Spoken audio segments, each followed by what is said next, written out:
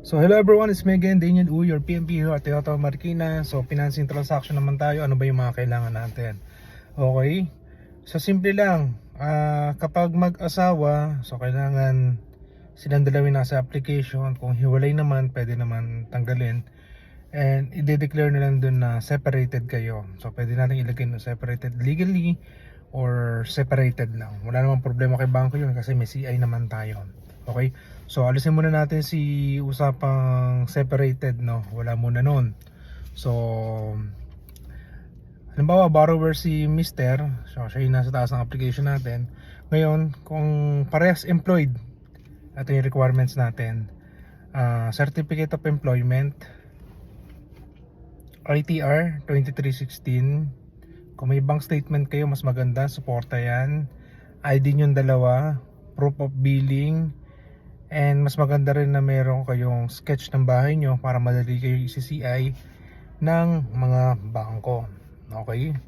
So mga initial requirements lang naman dito is then yung complete name, complete address, TIN, dalawang contact numbers, email address, yung mga yun lang din naman. So basic lang yan.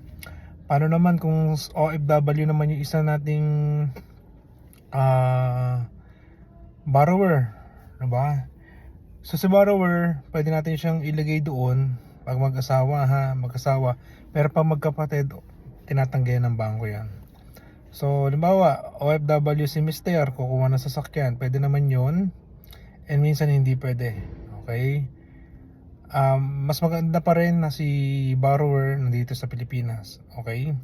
Kasi napakadaming requirements yan. Yung special power of attorney galing sa console dun sa bansang nandun sila. So na-experience ko na yan. Medyo tumagal ako ng 2 weeks. Yan. So ano ba requirements natin sa OFW? Kailangan natin ng certificate of employment niya.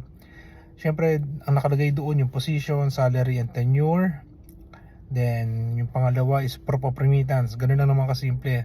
Or yung proof of remittance, pwedeng ano yan, bank statement kung doon nagpapadala, kung Cebuana or other remittance center.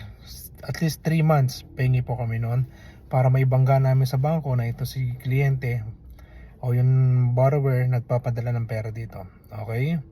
So yun na naman yung requirements niya. So okay lang din naman na walang trabaho si Mrs. dito sa Pilipinas, as long as yung pinapadalang salary is medyo malaki. Okay? Especially mga seaman yan. So hindi pwedeng guys 20,000 nagpapadala si borrower dito. So madedecline yun kasi syempre maraming bills din ang binabayaran dito sa Pilipinas. So kinukumpit ng bangko yan. Okay? So halimbawa kukuha kayo ng Wigo, itong sinasakyan ko ngayon, kung 14,000 ang monthly dito, at least nagpapadala si Mr. ng times 4 nung amount ng amortization ng sasakyan na to. Okay? So paano naman kung business silang dalawa? Medyo mahirap pa-approve actually ng mga businesses, especially pag mga bago. Mas maganda magpa-approve ng business if number 1, more than 2 years na kayo. Especially mas maganda minimum of 3 years. So medyo matagal ang bubunuin natin dyan, pero mabilis lang naman yan. Mabubuno agad. So ano nga ba kailangan sa business? Kailangan natin ng bank statement, di mawala yung 6 months. DTI registration. Hindi natin kailangan ng mayor's permit ha. Case to case basis lang yon. Pero in my entire 10 years of being sales, DTI lang talaga hiningi. Okay? So ITR din hinihingi yan, especially kapag malalaki na yung mga income nung client natin. 1701 with audited financial statement, and sketch, 3 trade reference din, kailangan din natin yon. And yun lang naman na.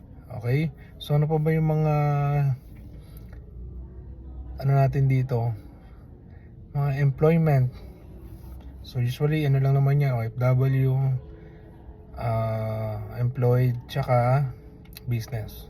So kapag meron, ito pala, halimbawa ipapangalan mo sa company mo yung, ito medyo maraming requirements to. Kapag pinangalan sa company nyo, especially kapag ang company is corporation na, Pero kapag ano lang naman,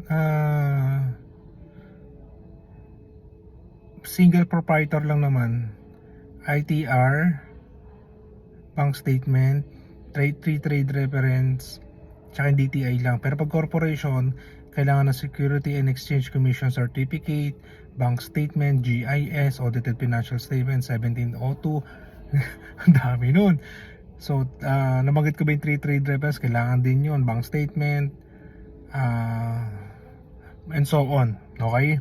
So, kapag may mga tanong kayo sa mga ganyang bagay, you may contact me at 09310-481024. Viber ready na rin po yan. And you can add me on my Facebook account, Daniel Uy. And don't forget to like and subscribe my YouTube channel, Dane TV. So, medyo nag-iba muna tayo ng pangalan ng YouTube channel kasi maraming epal. See you on my dealership na. See you on our dealership para ilabas ang bago nyo sasakyan. Okay? Bye!